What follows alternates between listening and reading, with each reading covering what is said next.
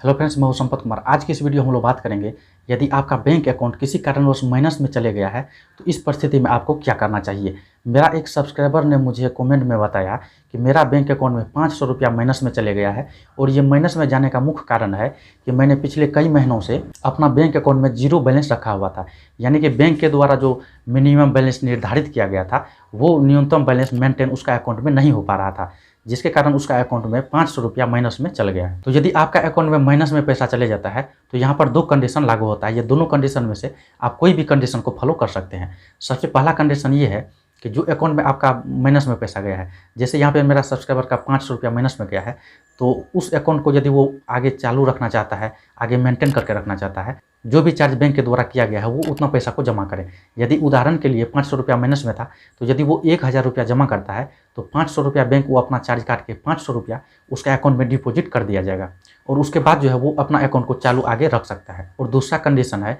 कि जो अकाउंट में आपका बैलेंस माइनस में गया है तो उस अकाउंट को आप बिल्कुल लावारिस छोड़ दें। यानी कि यदि आप 1 साल तक उस अकाउंट में किसी भी प्रकार का कोई डिपॉजिट नहीं करते हैं, हालांकि निकासी तो नहीं कर पाएंगे क्योंकि उसमें बैलेंस ही नहीं है, तो 1 वर्ष तक यदि आप बिल्कुल उसको लावारिस छोड़ देते हैं, किसी भी प्रकार का कोई जमा उसमें नहीं करते हैं, तो इस परिस्थिति में वो अकाउंट बैंक के द्वारा डीएक्टिवेट कर दिया जाता है। और जिस दिन ये अकाउंट को बैंक के द्वारा डीएक्टिवेट किया गया है उस डेट से यदि अगले 6 महीना तक किसी भी प्रकार का कोई राशि इस अकाउंट में जमा नहीं किया जाता है तो बैंक के द्वारा ऐसे अकाउंट को परमानेंटली क्लोज कर दिया जाता है। तो जब आपका अकाउंट परमानेंटली क्लोज हो जाएगा तो ऐसी परिस्थिति में जो भी उस पर पेनल्टी लगाया गया है, यानी कि जो भी माइनस किया गया है, वो सब बैंक के द्वारा माफ़ कर दिया जाता है। यहाँ पर मैं आपको एक चीज़ बताना चाहूँगा, यदि आप बैंक से कैश में पैसा लेते हैं, किसी प्रकार का लोन वोन लेते हैं, तो वही लोन का रिकवरी करने के लिए बैंक के द्वारा लीगल नोटिस भेजा जाता है या फिर आगे का कानूनी कार्रवाई किया जाता है। लेकिन यदि बैंक के द्वारा आप पे पेनल्टी लगाया गया है और आपका अकाउंट माइनस में है, ऐसी परिस्थिति में ये माइनस का पैसा का रिकवरी बैंक के द्वारा